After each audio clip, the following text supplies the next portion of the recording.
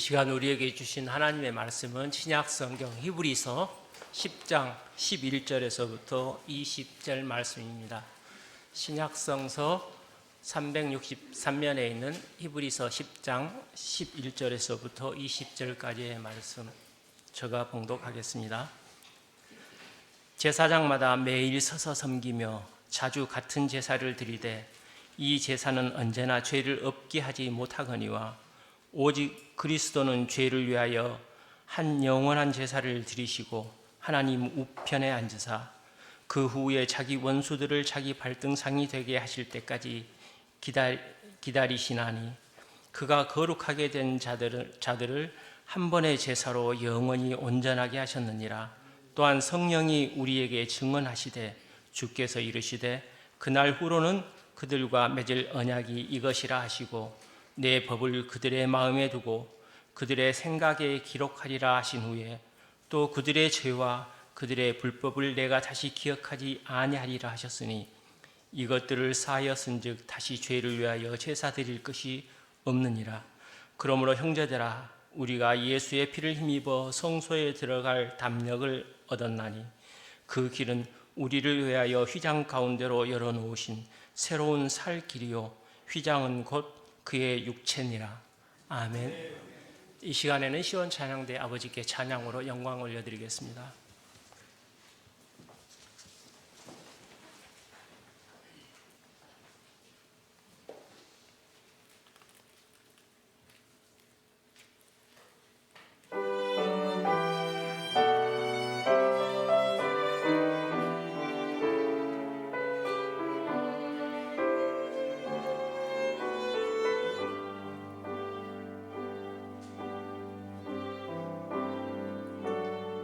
주의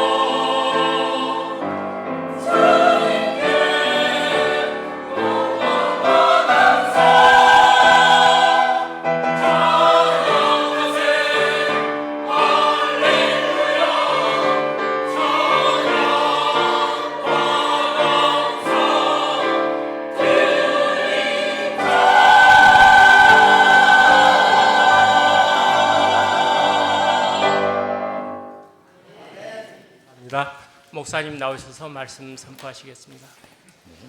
귀한 찬양 감사합니다.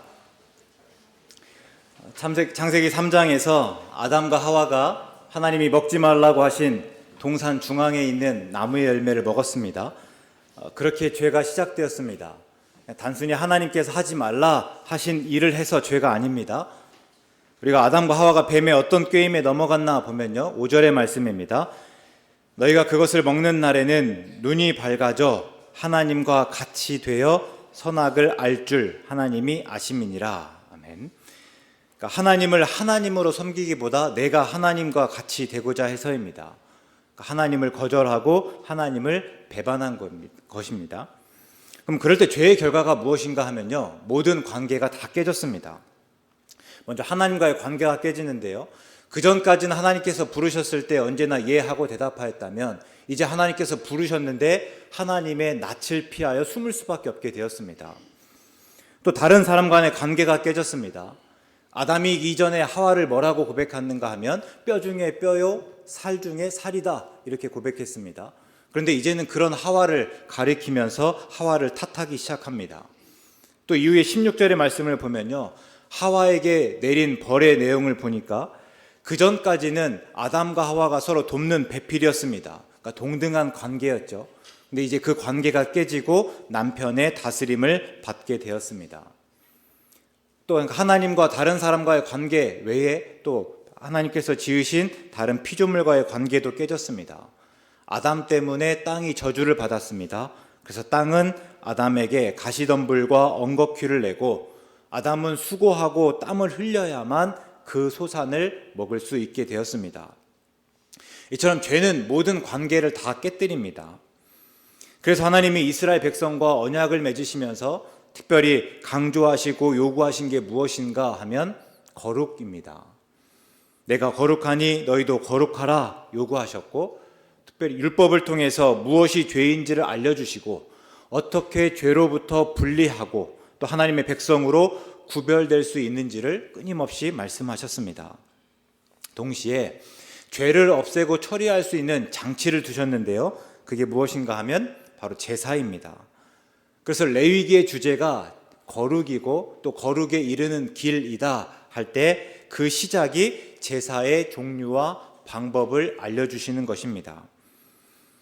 이런 제사의 기본은 제물을 드리고 제물에게 안수함으로 제물과 나를 동일하게 여기고 제물에 피를 흘리고 제물을 불사르는 것입니다. 그러니까 우리가 우리가 죄의 삭은 사망이라고 했는데요, 내 죄를 안수함으로 이 동물에게 전가하고 이 제물이 피 흘리고 제물이 불에 사름으로 인해서 내 죄를 용서받았다 하는 것입니다. 그래서 하나님은 이런 제사를 통해서 죄를 속함으로 하나님과의 관계를 지키고 또 유지하도록 하셨습니다. 그러나 우리 본문 앞에 있는 10장 1절의 말씀 보면요, 그것들은 그냥 장차 올 좋은 것의 그림자일 뿐입니다. 참 형상이 아니었습니다. 그래서 오늘 본문의 11절 말씀 보면 제사장마다 매일 서서 섬기며 자주 같은 제사를 드리되 이 제사는 언제나 죄를 없게 하지 못한다 합니다. 우리 출애굽기 29장에서 보면요, 매일 드리는 제사에 대해서 이야기하고 있습니다. 매일 드린다 해서 상번제 이렇게 이야기하는데요, 아침과 해 진력에 번제를 드렸습니다. 그럼 이스라엘 백성이 이런 제사를 왜 드리는가 하면요, 방금 말씀드렸듯이 죄를 없애기 위해서입니다. 그러나 그런 제사로는 죄를 근본적으로 없앨 수 없었고, 그래서 제사장이 매일 서서 섬기며 같은 제사를 반복하였다 말하고 있습니다.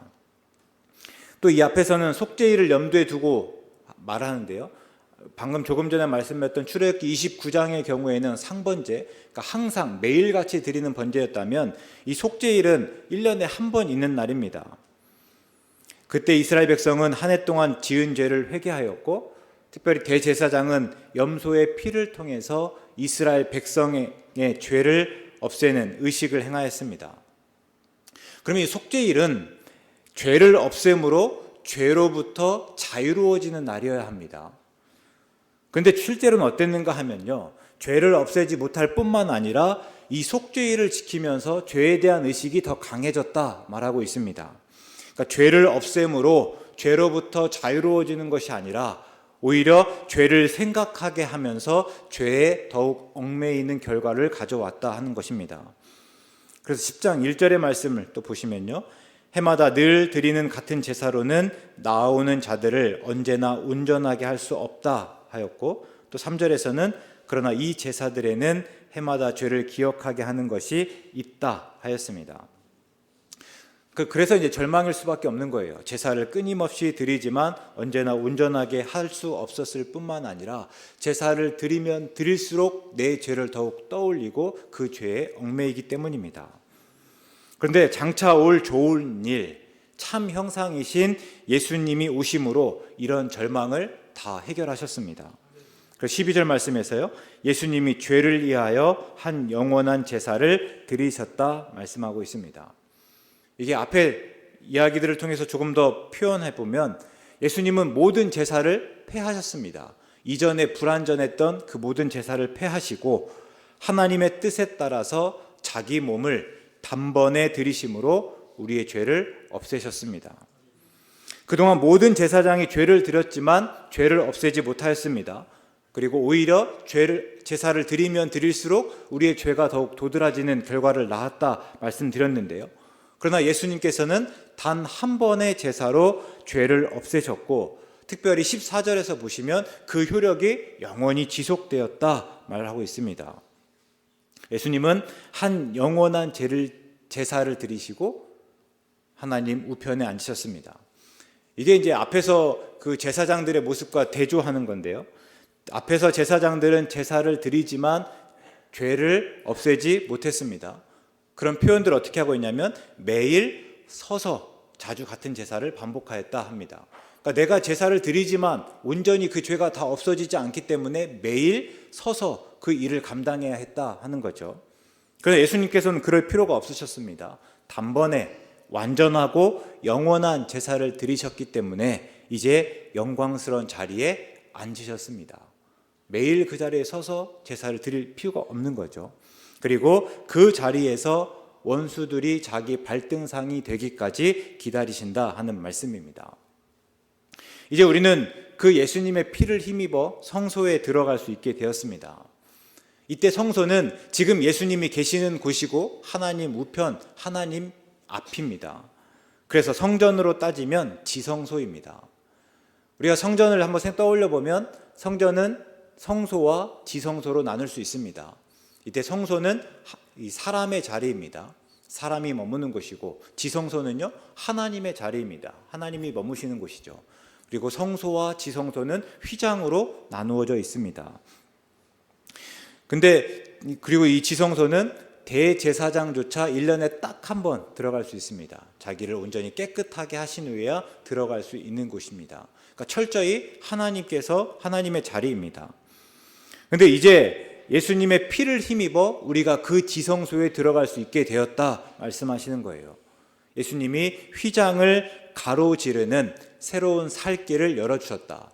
지금까지는 우리와 하나님 사이에 휘장으로 가려져 있었지만 예수님께서 그 휘장을 거두시고 그 가운데 새로운 살길, 하나님께로 나아갈 수 있는 길을 마련해 주셨다 하시는 말씀입니다. 이게 본문의 내용입니다.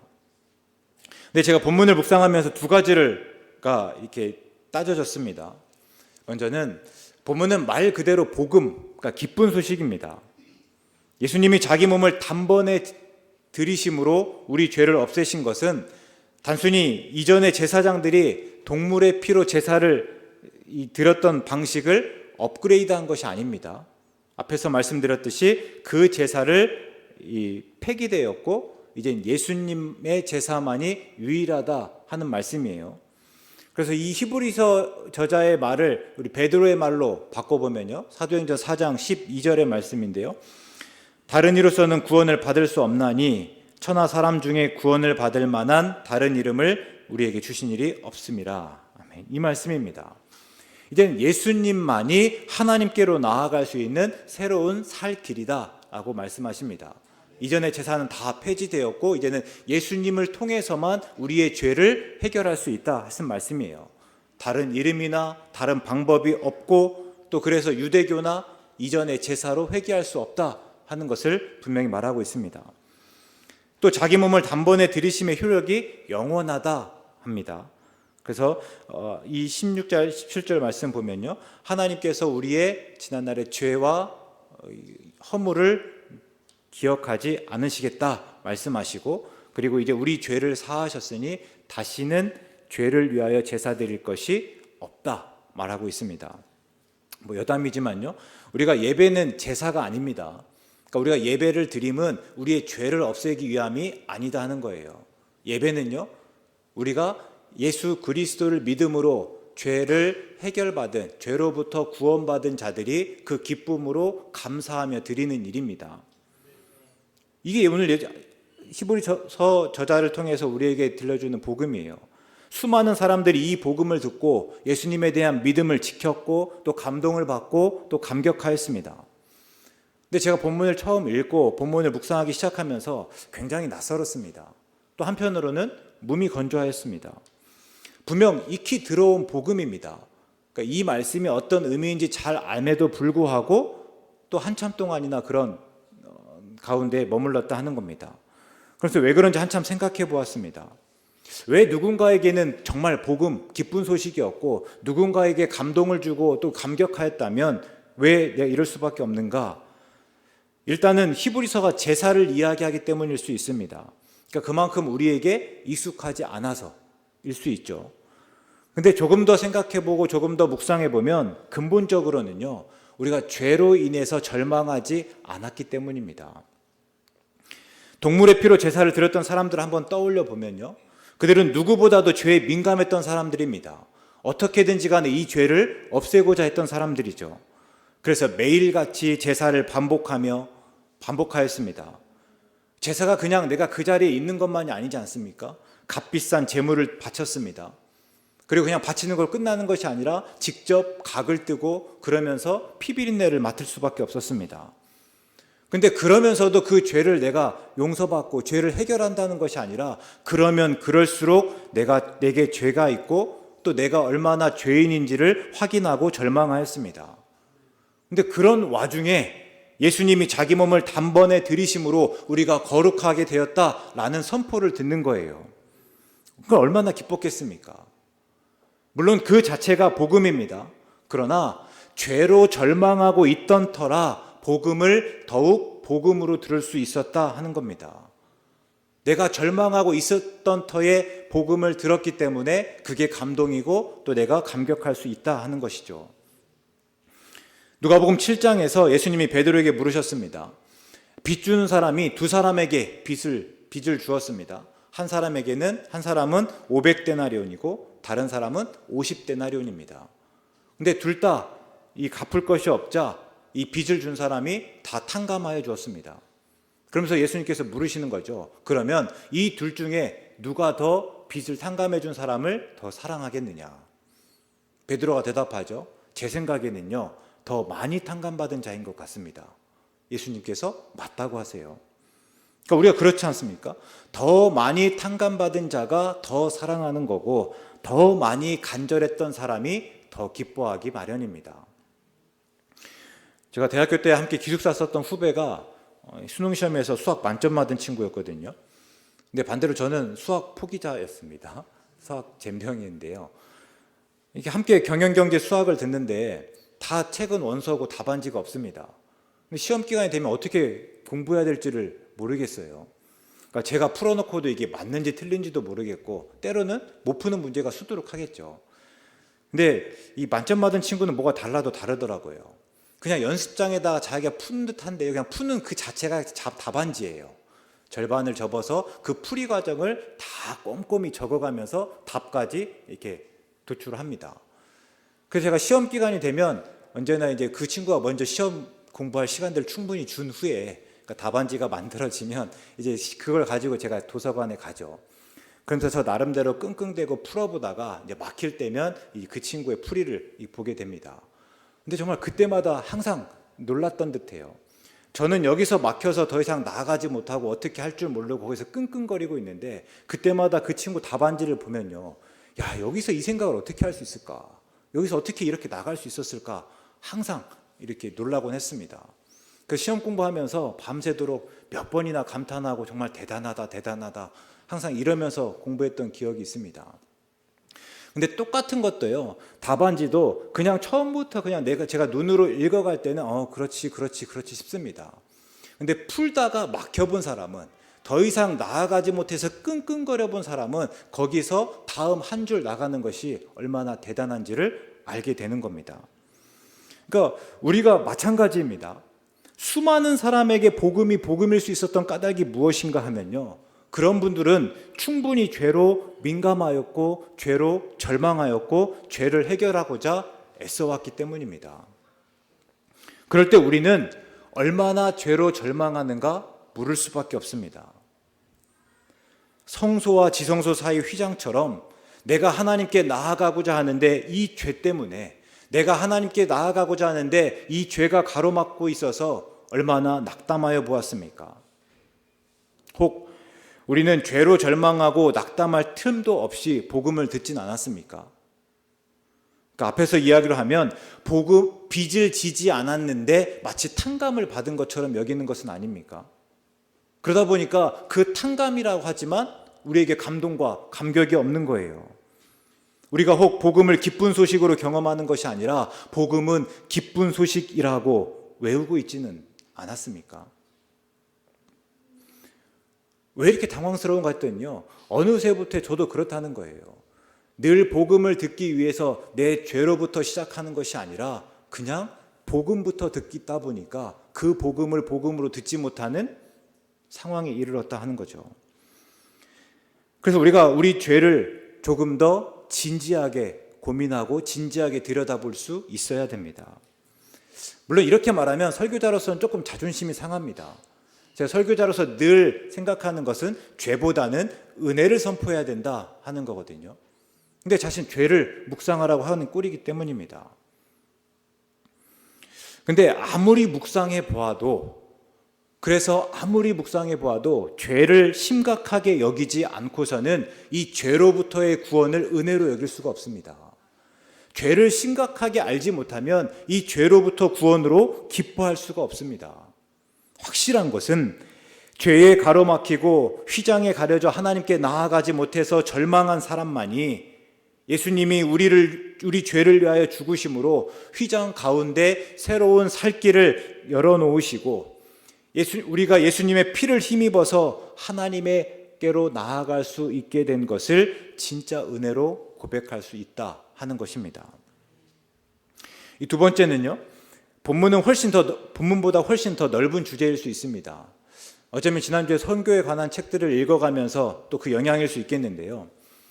앞에서 죄의 결과로 모든 관계가 다 깨졌다고 하였습니다. 하나님과의 관계, 다른 사람과의 관계, 피조물과의 관계가 다 깨졌습니다. 죄가 들어오면서 그 모든 관계가 다 어그러졌죠. 그러나 예수님께서 자기 몸을 단번에 들이심으로 이 죄를 없게 하셨고, 우리는 예수님을 믿음으로 예수님을 통하여 하나님과의 관계를 회복하였습니다.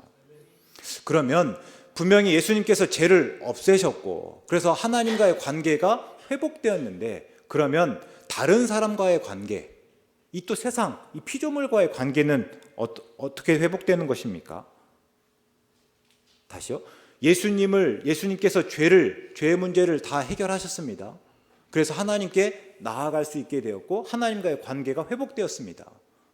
그러면 죄 때문에 하나님과의 관계뿐만 아니라 다른 사람과의 관계도 깨지고 온 세상 피조물과의 관계도 깨졌는데, 그러면 다른 사람과의 관계, 피조물과의 관계는 어떻게 회복하는가 하는 것입니다. 예수님을 믿기만 하면 다 됩니까? 예수님을 믿기만 하면 하나님과의 관계가 회복되었듯이 다른 사람과의 관계도, 이 피조물과의 관계도 회복되는가 하는 것입니다. 이게 이청준의 소설 벌레 이야기에서 제기한 문제입니다. 나중에 이창동 감독이 이 벌레 이야기를 기초로 해서 영화 밀양을 제작했습니다. 그래서 어떤 분에게는 밀양이 더 익숙하실 수 있겠지만 제가 밀양을 안 본 관계로 제 소설로 한번 말해보도록 하겠습니다. 아람이라는 아이가 있습니다. 내성적인 친구예요. 그래서 초등학교 4학년 때까지 잘 어울리는 거 없이 지내다가 그 아람이가 주산에 흥미를 느끼기 시작합니다. 그래서 이제 주산 학원에 가게 되었는데요. 그 이후로 유괴를 당하고 그리고 석 달이 지난 쯤에 죽은 채로 발견되었습니다. 범인은 다름 아니라 주산학원 원장이었던 김도섭이라는 사람이었습니다. 김도섭은 나중에 이 모든 범행에 대해서 자백하고 사형 선고를 받았습니다. 근데 처음 이 아람이가 유괴당했을 때 아람이의 어머니는 지푸라기라도 잡는다는 심정으로 이 교회에 나갔습니다. 그리고 이웃집 김집사 아주머니를 따라갔죠. 근데 이제 아람이가 죽었잖아요. 그렇게 신앙을 버리고 이제는 범인과 그리고 이제 하나님을 원망하였습니다. 근데 또 김집사 아주머니가 가서 또 설득했죠. 하나님이 죽은 아람이를 구원할 것입니다.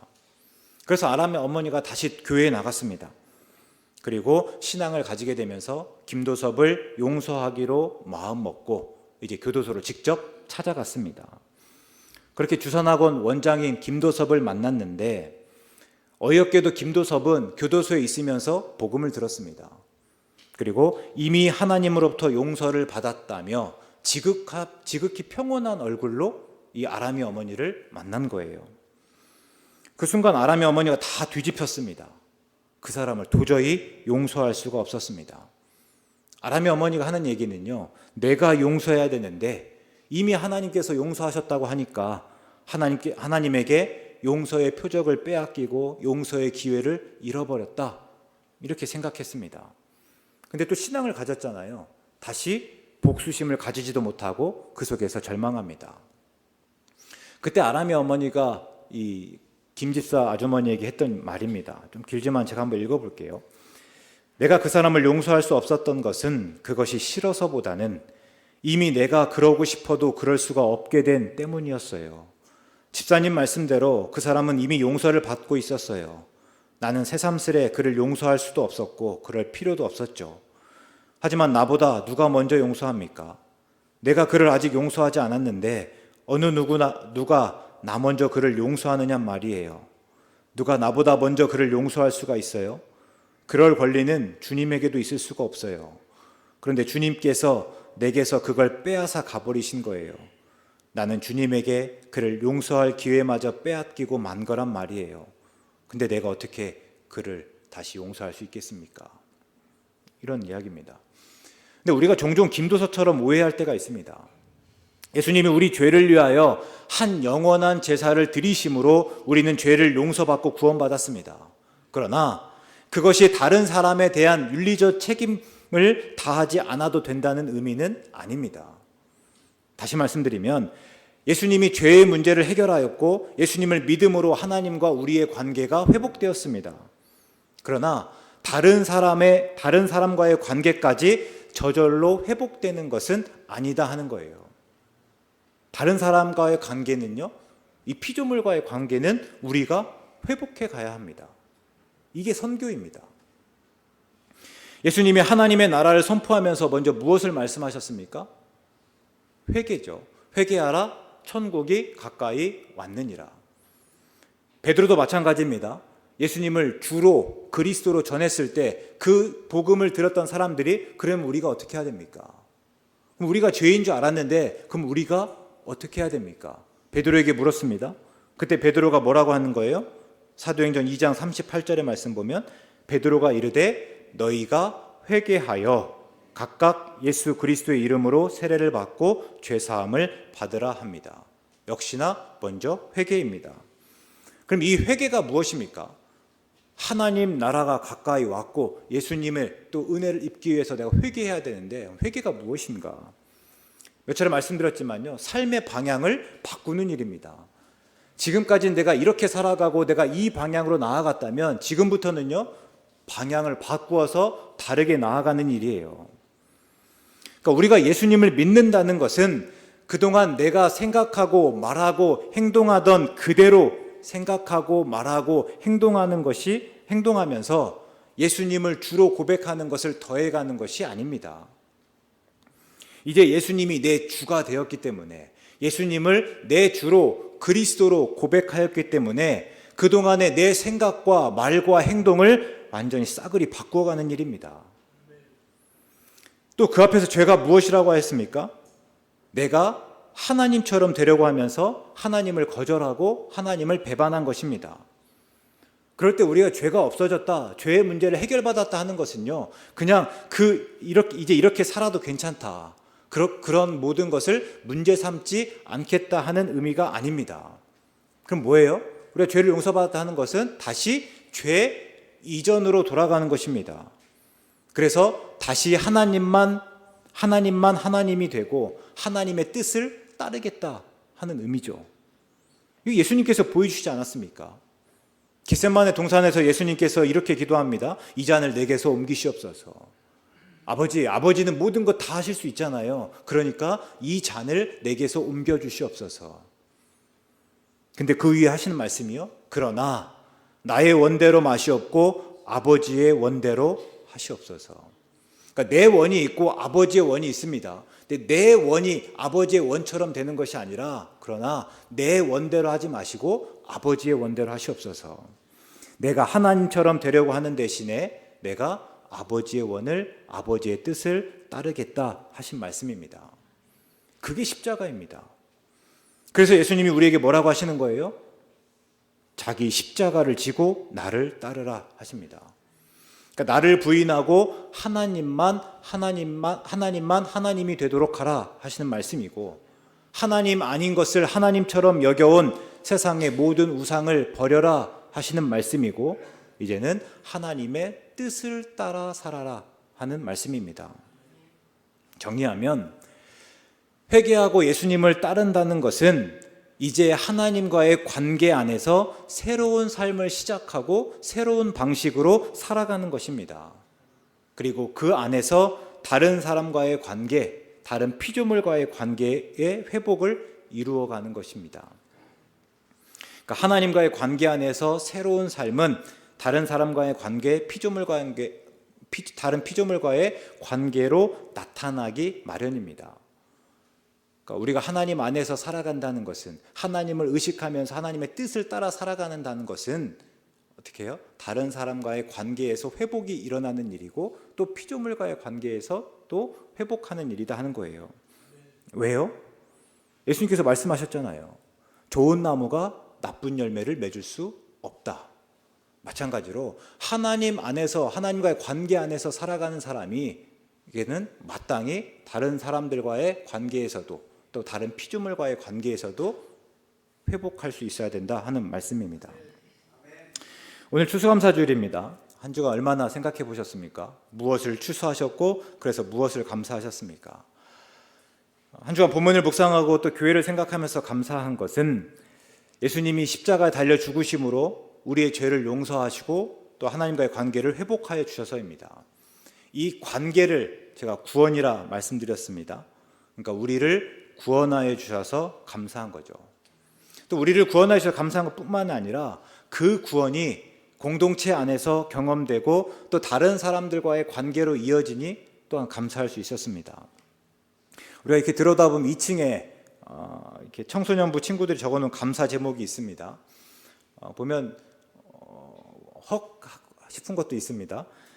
뭐 제가 태어나기 싫었지만 태어난 김에 잘 살아볼게요. 뭐 이런 이야기들도 있고요. 뭐 다양한 이야기들이 있는데, 가만히 보면 하나님께 감사하는 말이 있고, 또 가족과 친구, 전주 세안교회 공동체에 등 다른 사람에 대해서 감사하는 내용들이 적혀 있습니다. 그 내용들을 보면요, 얼마나 아름다운가 모르겠습니다. 그러니까 예수님의 은혜로 하나님과의 관계를 회복한 사람은 다른 사람과 기꺼이 관계를 맺어가고 다른 사람에게 감사하는 법이거든요. 얼마나 알고 의도했는지 모르겠는데요, 우리 친구들의 모습에서 그런 모습을 보다 보니까 그냥 보고 있으면 흐뭇해지는 거예요. 근데 청소년부만이 아닙니다. 우리 지난 한 해를 떠올려 보면 우리 성도님들이 서로 이해하고 특별히 아픈 사람들을 위로하고 격려하는 모습들을 수없이 보았습니다. 그러니까 그동안 서로 친했기 때문이 아닙니다. 오히려 반대인 경우들도 굉장히 많아요. 그런데 그 아픔을 먼저 겪었기 때문에, 혹은 내가 그 아픔을 알기 때문에 내가 먼저 다가가서 말을 건네고 그 손을 잡아주는 것들이에요. 뭐 그뿐입니까?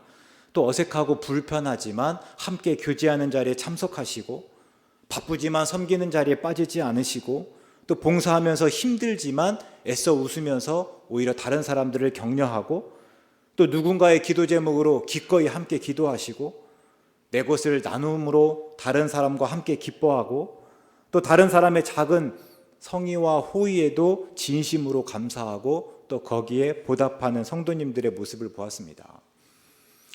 좀 그 관계가 올해 우리가 얻은 수확이 아닐까, 그 관계가 우리가 진정으로 감사해야 될 일이 아닐까 한번 좀 생각해 보게 하는 대목입니다. 우리가 바라옵기는 하나님의 사랑으로 예수님의 은혜에 감사하면서 특별히 내게 주신 가족, 또 내게 주신 이웃, 또 내게 주신 공동체로 감사하실 수 있기 바랍니다. 그리고 그 하나님과의 관계 안에 살아가면서 기꺼이 다른 사람과의 관계를 만들고 회복하여 가실 수 있기 바랍니다. 그것으로 구원의 기쁨을 아는 우리가 되기를, 하나님과의 관계를 통해서, 다른 사람과의 관계를 통해서 참 구원의 즐거움을 바로 깨닫는 우리 모두 되시기를 주의 이름으로 축원합니다. 하나님, 유일하신 아들을 내어주시고 그 아들이 십자가에 달리심으로 말미암아 우리를 자녀 삼아 주신 은혜에 감사합니다. 우리가 오늘 하나님을 아버지라 부르고 그 관계 안에 머물 수 있음이 더없이 큰 은혜임을 알고 그 은혜 안에서 우리도 다른 사람과의 관계를 이루어가기로 새롭게 다짐하며 나아갑니다. 우리를 도와주시옵소서. 예수님의 이름으로 기도드립니다. 아멘.